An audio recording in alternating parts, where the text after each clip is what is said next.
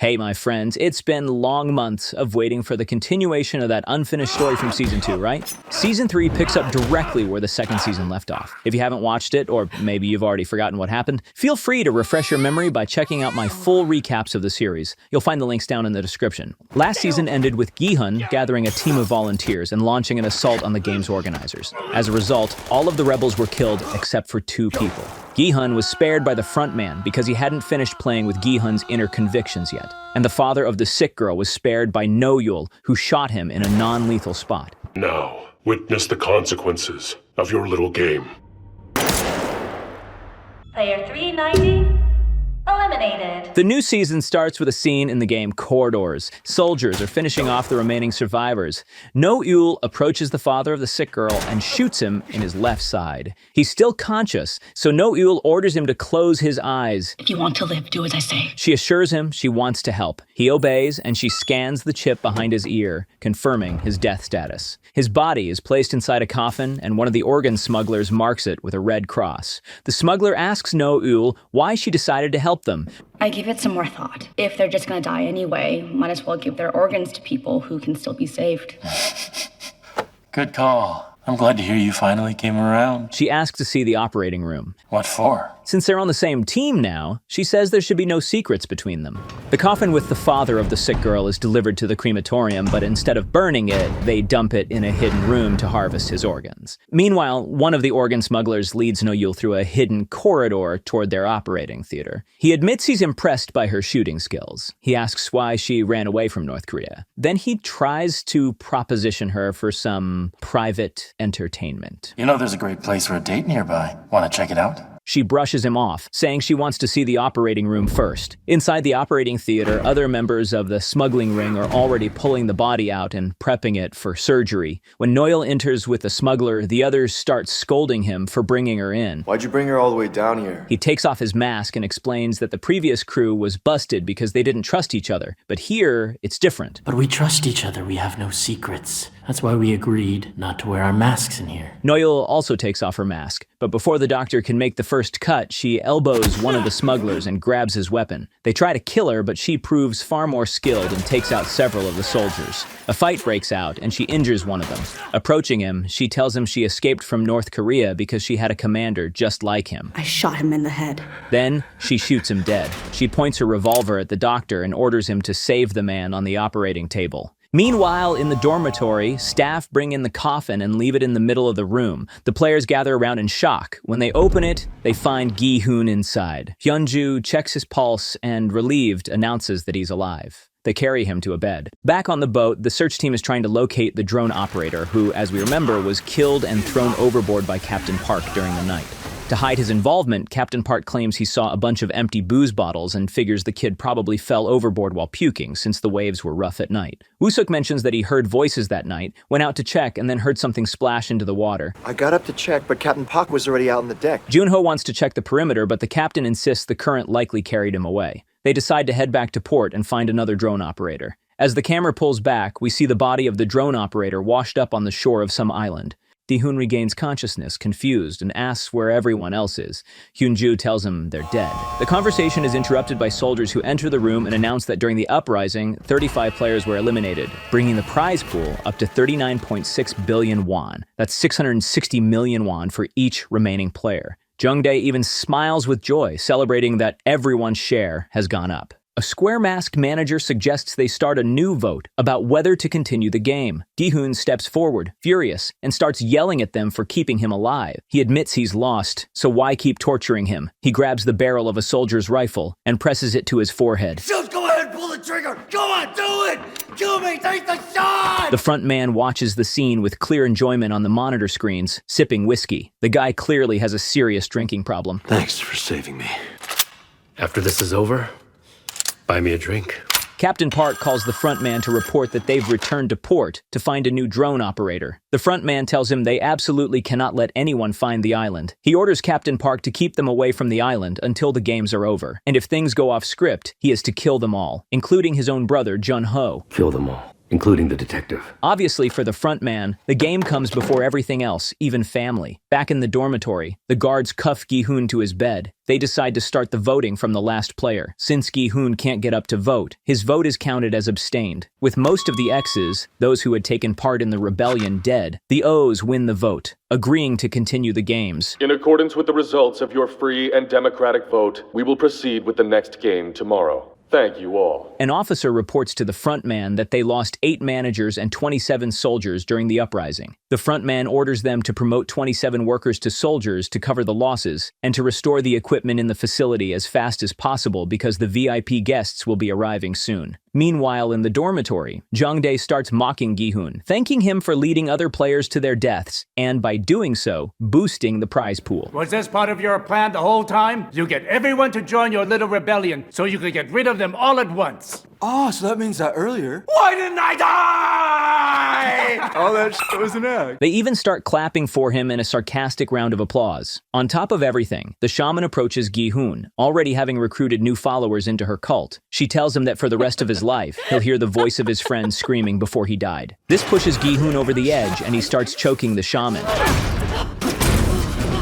Are you alright? A bit later, they get served food. Meanwhile, Nam-gyu keeps swallowing Thanos' Infinity Stones. Nobody dares to approach Gi-hun, but Geum-ja comes over and shares some food with him. Gi-hun just stares blankly at the floor, emotionless. She tries to cheer him up a bit, encouraging him to eat. Hyunju joins in, apologizing for not helping them before. But Young-sik says it's not her fault at all. There's nothing for her to apologize about. He blames Dae-ho. As soon as Dae-ho got here, he took the rounds, went to leave, and then just froze and sank right to the floor. And by the time Hyunju got here, it was already too late. The guards had all started to rush in. And if my mom hadn't stopped her, then, well, Hyunju would have died too. As they walk away, Gi-hun notices Dae-ho sitting, hunched on his bed, quietly eating dinner. At the same time, in the control center, an officer approaches the front man and informs him that the VIPs have arrived. Before leaving to greet the VIPs, the front man orders the officer to install War Thunder on all the computers, since the VIPs will probably want to have some fun.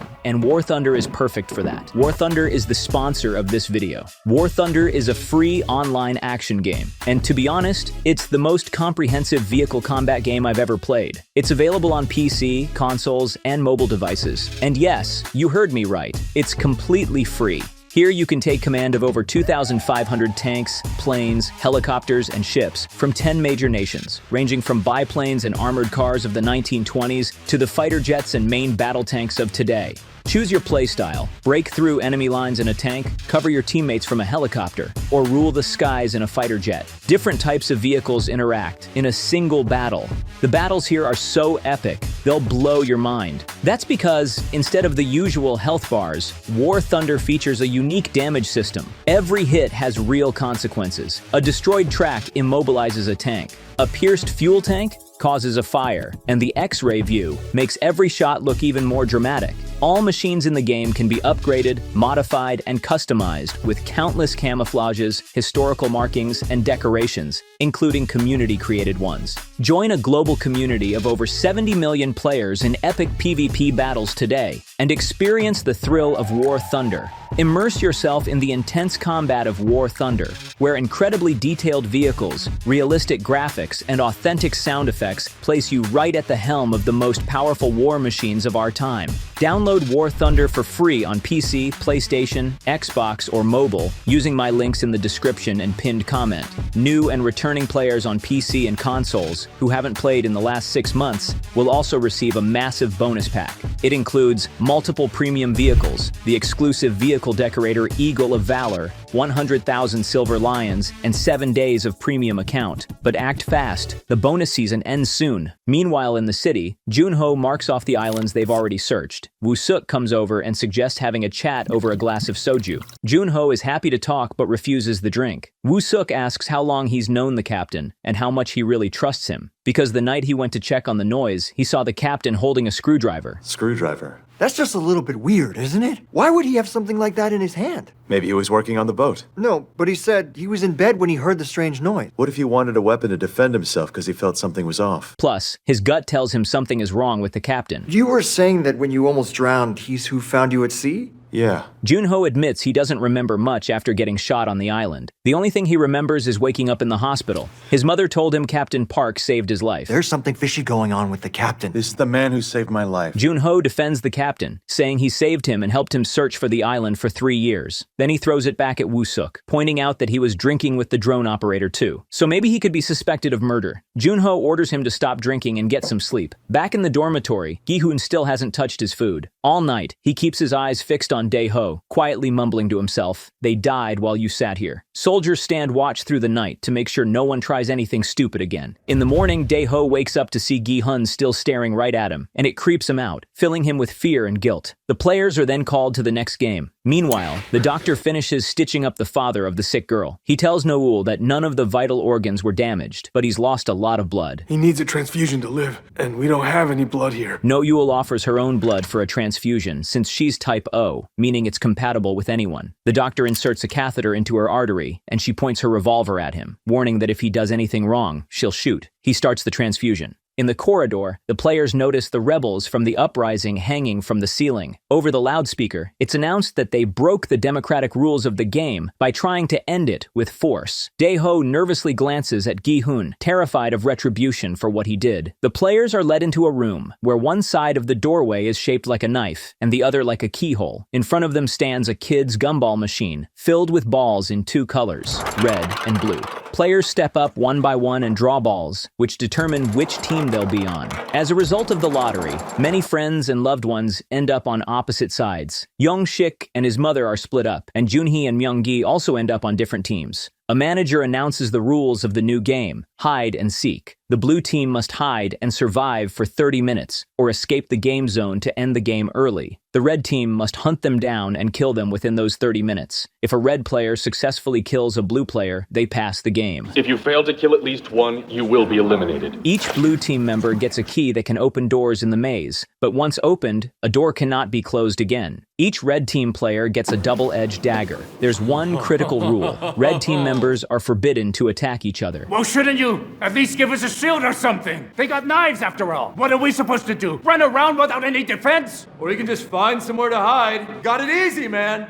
Hey, Gramps, you're good at that kind of thing, aren't you? Hiding like a little rat. Gi-hun, who draws a dagger, glares furiously at Dae-ho, who landed on the blue team. Before the game starts, they are given a chance to switch places with someone from the opposite team. As long as both parties agree, you may trade your vests and items with another player. Meanwhile, at the dock, the mercenary commander brings in a new drone operator. The crew is ready to leave, but Woo-suk calls Jun-ho and tells him he won't be joining the search today because he has something to check on land. He says his instincts have never let him down. Woo-suk advises Jun-ho to keep a close eye on Captain Park. Then he and a friend watch from a distance as the boat leaves. Woo-suk asks the friend to drive him to a certain address. As the boat pulls away, Captain Park asks why Woo-suk didn't come along. Jun-ho lies and says Woo-suk had some family matters to deal with. The captain laughs, saying he probably just chickened out. In the game, the shaman has rallied her cult together, claiming she alone can lead them to victory. It is I, Sonyo, shaman of the sea, who will guide your way to find the path of life. Nam-gyu goes up to Min-soo and tells him he'd better switch with someone from the blue team, because he's clearly not cut out to kill anyone. Then he mocks him for hiding like a rat last night, while Nam-gyu killed his girlfriend.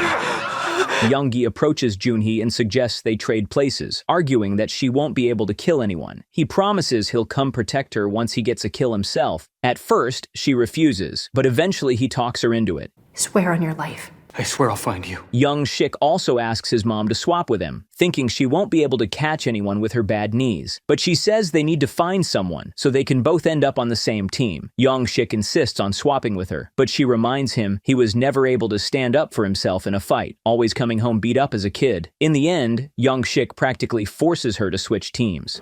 Give me the knife. I'll do it. Jung-jae goes up to Gi-hun trying to offer a trade. I was just wondering if, you'd consider switching. But Gi-hun only gives him one look, and that's enough for Jung-jae to realize there's no chance of negotiating with him. Gi-hun then watches as Dae-ho desperately tries to talk a girl into swapping teams, promising her anything if he can switch to the red team, because he knows perfectly well that Gi-hun is coming for him. Eventually, Dae-ho can't handle the pressure anymore and snaps. He approaches Gi-hun and demands to know why he keeps staring at him so relentlessly. Dae-ho tries to explain that he isn't to blame for everyone dying, but Gi-hun just keeps silently locking eyes with him. That's when Dae-ho loses it. God damn it! You quit looking at me like that! This is not my fault! He grabs Gi-hun and starts shouting that they should have just killed more O players to win the vote and leave the game. He starts blaming Gi-hun for the failed plan to attack the organizers. His meltdown is cut short by a soldier who points an assault rifle right at him. Over the intercom, the announcer tells the players to proceed to the arena. The game will begin soon. Yeong-suk begs his mother to hide as best as she can. She reassures him not to worry, that she can take care of herself. I'll be okay. I mean, think how often your dad threatened to kill me when he was drunk. In the end, which one of your parents died first? Dad did. Plus, she has a hidden knife tucked in her hair stick. She only asks him to find the courage to make at least one kill so he can survive. The blue team steps into a multi-level maze, its ceilings decorated with painted stars. They are given 2 minutes to hide, and everyone scatters in different directions. Jun-hee starts to feel faint, and Geom-jae helps steady her. Hyun-ju sees this and suggests they stick together, so the three of them move deeper into the maze as a group.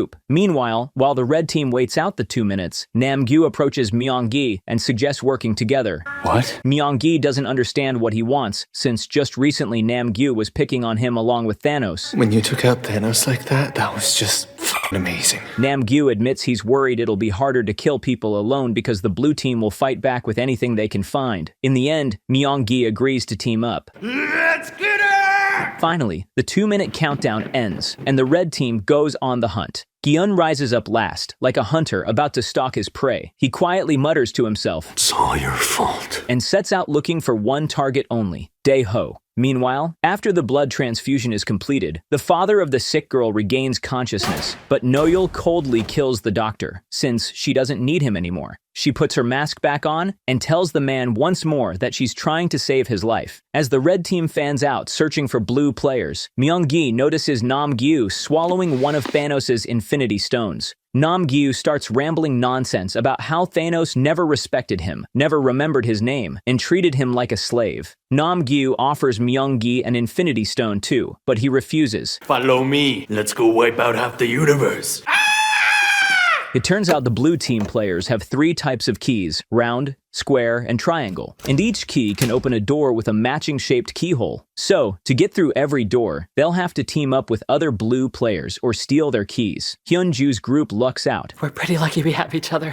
You're right. I just knew we were a good team. So together, they can open any door in the maze. Geom-jae suggests giving all their keys to Hyunju, so she can move faster through the doors. Meanwhile, the shaman leads her cult followers through the corridors, acting as if the gods are guiding her. Her lackeys obey her every word without question. Before long, some of the red players track down blue players, and a bloodbath erupts within the maze walls. The screams of blue team members echo through the corridors. Gi-hun prowls through the maze, ignoring everyone except for Dae-ho. When he finally spots someone, he chases him like a jackal, only to realize it's another player with the same haircut as Dae-ho. Of course, Gi-hun lets him go and immediately spots the real Dae-ho on a lower floor. Soon after, Myung-gi and Nam-gyu corner a blue player and trap him in a dead end. They attack, each stabbing him once, though not fatally. Nam-gyu is ready to finish him off, but Myung-gi stops him. You'll be the only one who gets out of here. We'll catch another one. And how can I be sure that you're actually going to help me? You'll be done already.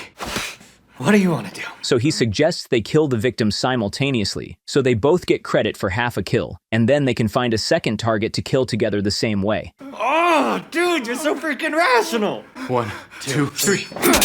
While Myung-gi stands there shocked by what he's just done, Nam-gyu, high on Infinity Stones, relishes watching the player's eyes go dull and puppet-like at the moment of death. Like empty doll eyes. Myung-gi takes the victim's key so he can open more doors himself. Now we'll be able to open the doors too. Dude, you're so rational. After they leave, Min-soo comes out of a nearby door and finds Thanos' cross, which Nam-gyu dropped during the fight. Realizing he doesn't have the guts to kill anyone, Min-soo swallows one of the Infinity Stones too. Elsewhere, a red player spots Hyunju's group and gives chase. Jun-hee trips on the stairs and twists her ankle, unable to keep running. The red player catches up and demands that Hyunju step aside and let him kill the old lady. He just needs one kill to finish the game, but Hyunju refuses to back down. She engages him in a fierce fight, and thanks to her military training, she finally kills him and takes his knife. Meanwhile, Jung-jae has teamed up with another player who has a different key. They move forward successfully until a woman from the red team appears in front of them. Jung-jae immediately shoves his partner toward her as bait. He waits while she finishes killing the poor guy, then reopens the door and takes the victim's key. Later, Myung-gi and Nam-gyu track down another blue player and kill him together as well. The announcer declares they have completed the game. Jun-hee hears this and breathes a sigh of relief, saying her friend made it through. She tells Geum-ja that he promised to help protect her once he secured a kill. He promised to help me if he got through.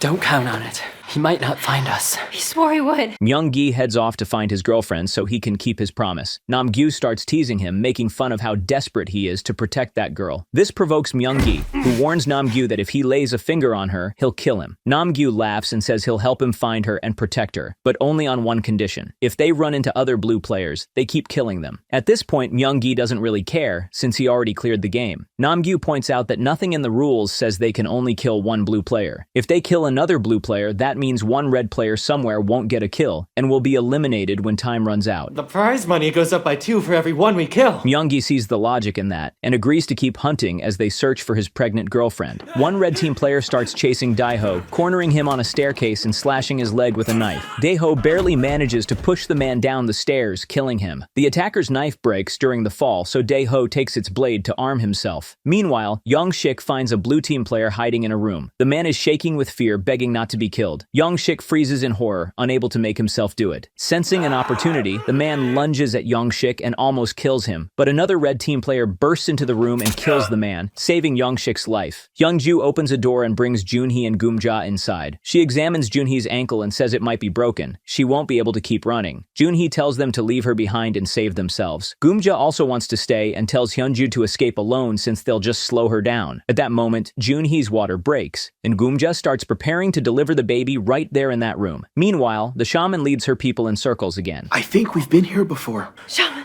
you really hear those voices? Eventually, she finds a path to another floor. Look at this, my key is quivering. This is the way out. Enters a doorway, then suddenly dashes back out and runs away. Her followers stand there confused. Then Myung-gi and Nam-gyu burst out of the door and slaughter the shaman's cult members. Yeah, great rescue from their so-called spiritual leader, right? It looks like Myung-gi and Nam-gyu have gone full berserk mode, killing everyone in their path. After a while, Jun-hee gives birth to a beautiful CGI baby girl. The newborn's cry draws the attention of a red player, who storms into the room. He sees Hyun-ju holding a knife, meaning this fight won't be easy, but he charges anyway. In the knife fight that follows, Hyun-ju takes a stab wound to the leg, and they tumble into the next room. Ultimately, Hyun-ju manages to kill her attacker. She notices there are 3 keyholes in the door, and above them a sign that says exit. She inserts all 3 keys and turns them. On the other side of the door, a song starts playing, congratulating her for completing the game. All she has to do is step forward to finish, but she decides to go back for her friends, limping in their direction. She tells them she found the exit, and it's close by, but their relief turns to horror when a knife suddenly plunges into Hyun-ju's back. She drops dead on the spot, and behind her stands Myung-gi, now in full-on bloodlust mode. He sees his girlfriend there with their newborn baby and realizes what he's just done. Jun-hee looks at him with a mix of fear, shock, and disbelief, wondering what he's thinking. He had already finished the game. He didn't have to kill anyone else, let alone her friend who protected her. Nam-gyu arrives. What you doing?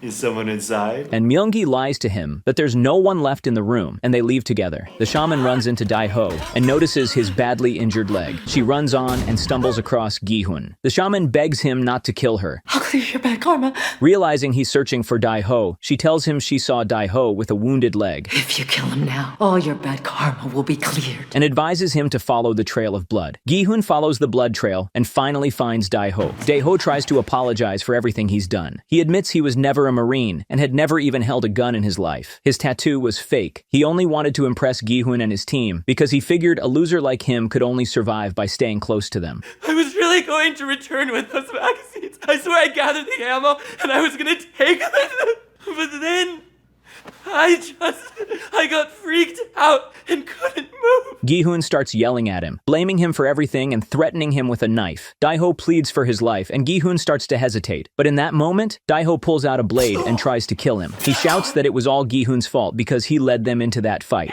A brutal struggle breaks out, with both of them losing their knives in the scuffle. In the end, Gi-hun chokes Dae-ho to death with his bare hands. The shaman also finds the exit and thanks the gods for leading her there. But she only has one key, so she heads back into the maze to collect the other keys from the dead players, marking the walls with blood to avoid getting lost and find her way back later. She only needs one more key. She comes across Jung-jae, who's pretending to be dead, and tries to grab his key, but he startles her. She tells him she knows where the exit is. I was brought there by the gods of heaven and earth. The shaman begins leading him through the maze, secretly following the bloody arrows she drew, so she doesn't get confused. These always all look the same, more or less. Imbecile, you. I'm beyond using sight. I hear the murmuring voices of heaven and earth. They reach the exit and use the 3 keys to open the door. The shaman stands on the threshold, thanking the gods for saving her. But Jung-jae shoves her aside, takes 1 key, and leaves the maze. Who's the imbecile now? Slamming the door shut behind him, the shaman starts pounding on the door, cursing him. At that moment, Min-soo approaches her. Under the influence of Thanos' Infinity Stones, his mind has become clouded, and he no longer understands what is happening. He starts rambling, repeating over and over that he needs to save his friend Simi, the one Nam-gyu killed in the previous season. Nam-gyu's trying to kill Semi. I have to find her. I gotta find her. The woman once again puts on her act as an all-important shaman and begins scolding Min-soo. You should have died a long time ago. But to him, in his delirious state, it seems like Nam-gyu is standing in front of him, so he kills the shaman.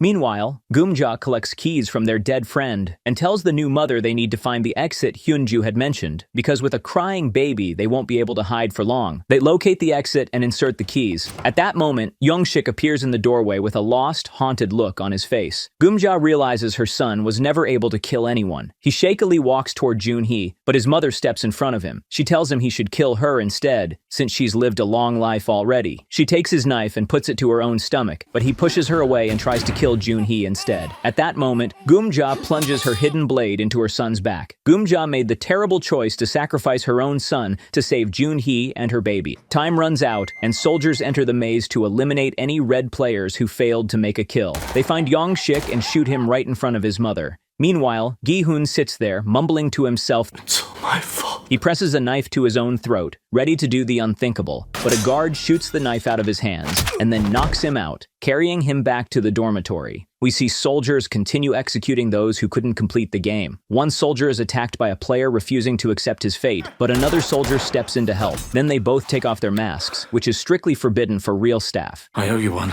Oh, no worries. That was a blast. Underneath, they turn out to be VIPs, rich foreigners from all over the world. Turns out in these games, the VIPs can directly take part if they wish. Back in the dormitory, Nam-gyu realizes he lost the cross and tries to go back into the maze to look for it, but a guard blocks him at gunpoint. We see Min-soo slip quietly into the dormitory, still clutching the cross in his hands. Myung-gi breathes a sigh of relief when he sees his girlfriend come into the dorm with Geum-ja, who's holding their newborn, but he can't bring himself to approach them, knowing what he's done out of sheer greed. Gi-hun sits once again chained to his bed. That wraps up the first part of the recap, and a quick reminder, War Thunder is available on PC, PlayStation, Xbox, and mobile via the links in the description and pinned comment. New and returning players who've been away for over 6 months can still claim their bonus across PC and consoles. If you're enjoying this breakdown, make sure to subscribe so you don't miss the next chapter. As soon as the second part is ready, you'll find it linked right here in the end screen. Thanks for watching, and I'll see you in the next video.